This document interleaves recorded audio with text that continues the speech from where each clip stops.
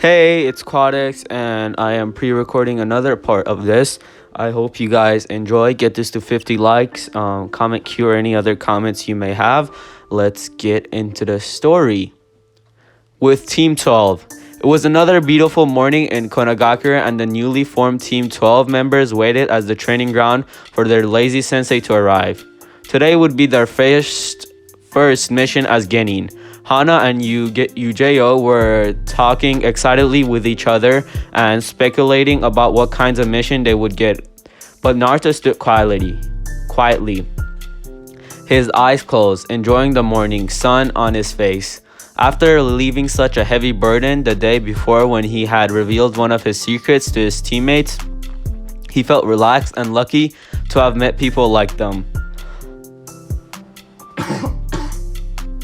I'm sorry, I've been talking for so long.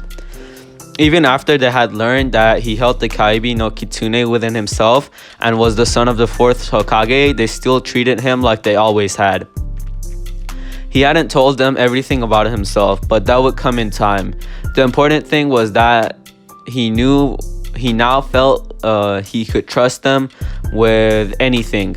Naruto-kun, Hana said. Naruto opened his eyes and looked at her as she spoke. So what kind of mission do you think we'll be getting today? I don't think they'll give us anything important or dangerous on our first day, he responded calmly. Don't be silly, Naru. You'll see. We'll be doing a dangerous mission, Yujeyo said with a small smirk. We're shinobi now, not academy students, and we can handle some serious stuff. But don't worry, I'll be there to protect you if anything happens. Naruto shook his head but didn't respond to her. Then Hana continued. You know, Naruto-kun, I had a talk last night with my mother.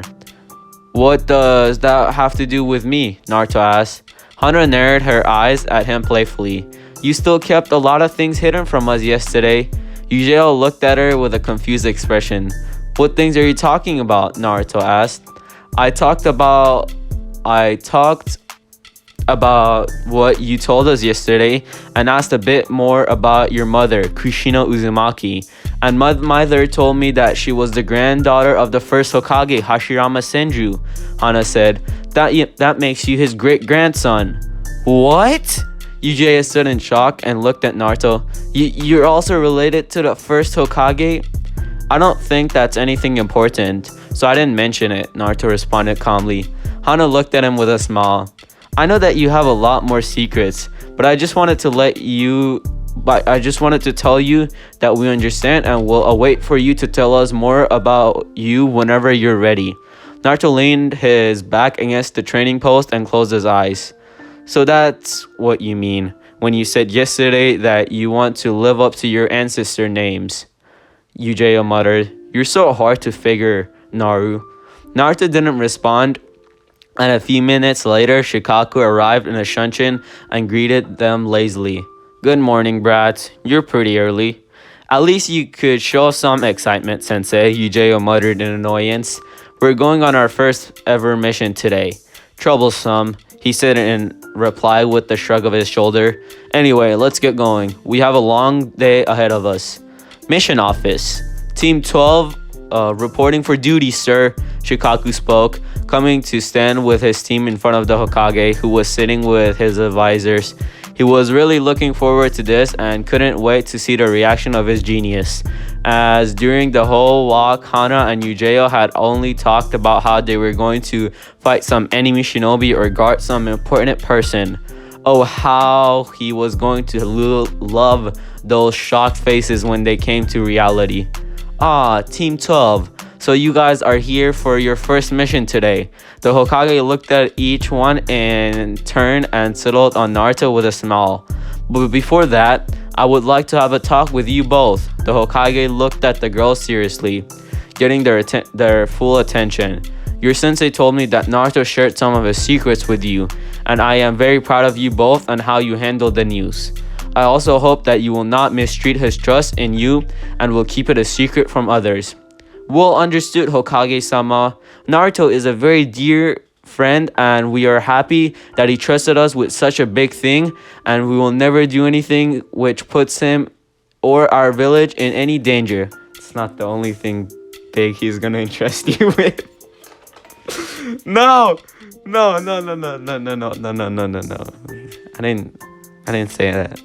Yujo responded, and Hana nodded in agreement, getting a gentle smile from the elderly Hokage. I am happy that Naruto was able to make such wonderful friends, he continued. Anyway, coming back to your mission, let's see what we have. We have a request to babysit one of the council members' grandson, or walking dogs, or cleaning the river. As he went through the mission request, the Jennings, is it Genin or Jennings? I don't know. I'm gonna say Jennings, but Genin and then Jennings. I don't know. The Jennings stared at him with wide eyes, as if he had grown a second head. Shikaku could tell by their faces exactly what they were thinking. They were ninjas now. Surely the Hokage-sama must be joking with them. They weren't going to do that kind of work. I think there must be some kind of mistake, Hokage-sama, Yujo interrupted. He raised an eyebrow with an amused expression, and Shikaku smirked. I mean, we're shinobi now. Surely we're not going to do those kinds of missions, right? I don't see anything wrong with it, Yujo. Those are all missions that will be assigned to genin teams, the Hokage-sama responded calmly. But how can they be called missions? Yujo stuttered. Anyone can do those. Don't question people who are your superior to you, Genin. You will do whatever mission you're ordered to, without any questions. Koharu, who was sitting next to the Hokage, scolded Yujo. Yujo looked down and apologized. I'm sorry, Hokage-sama. Don't be too hard on them, Koharu. It's their first day here. Hiruzen said in their defense as he looked at the young Genins in front of him. These D-ranks missions are assigned to every Genin team to build up their teamwork, and they also help increase village economy. So you see that they are very important. A mission is a mission, Hokage-sama. It doesn't matter what it is, Naruto stated with a stoic look, addressing the Hokage formally. Shikaku was glad for that, as it would not have looked good for Naruto to call the Hokage Jiji-chan while he was on duty. But the Hokage sighed at Naruto's response and inwardly cursed Itachi for having so much influence on him. We will take a river cleaning mission, Hokage-sama, Shikaku said, wanting to get out of there, as it was beginning to get too troublesome for him. I can't take this anymore, Hana shouted in frustration as she stood in the middle of the river with a stick in her hand and a bucket on her back. You're not the only one, Yujo said. She then turned towards her sensei, who was laying under the shades of a tree with Hana's puppies. Come on, sensei, at least help us out here. Shikaku opened his eyes. This mission is for you guys to improve your teamwork, so stop complaining and finish up your work fast. We have other things to do after this. But sensei, this is wrong. Don't you see you're doing a crime by forcing child labor? I mean, look at him. Yujo pointed towards Naruto, who was working quickly. He looked up at the mention of his name. Don't you feel his pain? He's so small, just a child, and you're forcing him to do this cruel work? Naruto's eyes gleamed at her comment. If she wanted to tease him, he would give it right back. Talk about yourself. I'm perfectly fine, and I'm not some child. I'm a shinobi. Alright, you're a shinobi now, but you're still a small child. She pointed towards his height and grinned. Naruto glared at her. Until then, he had been working quietly and having a great time listening to all the complaining his two teammates were doing, but Yujo's teasing was too annoying to ignore. Why did people always mention his height? He was only 10. As I remember, you guys were talking about how you were going to fight an enemy shinobi or guard some important person, Naruto mocked.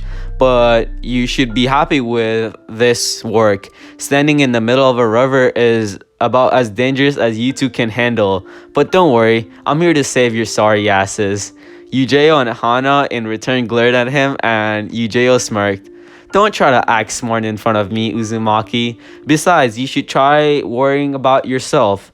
I've heard there are ghosts around here who kidnap squirts like you, so be careful.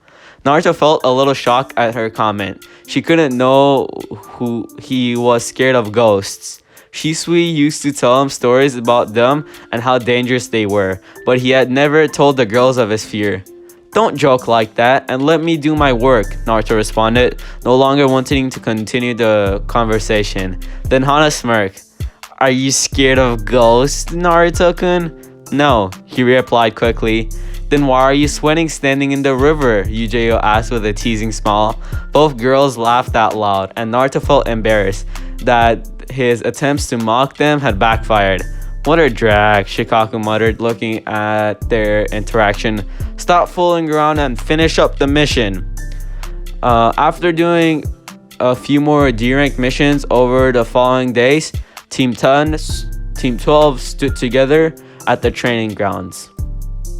Okay guys, that's when I'm gonna end it. I hope you enjoy. I'll see you in the next part. Bye. And today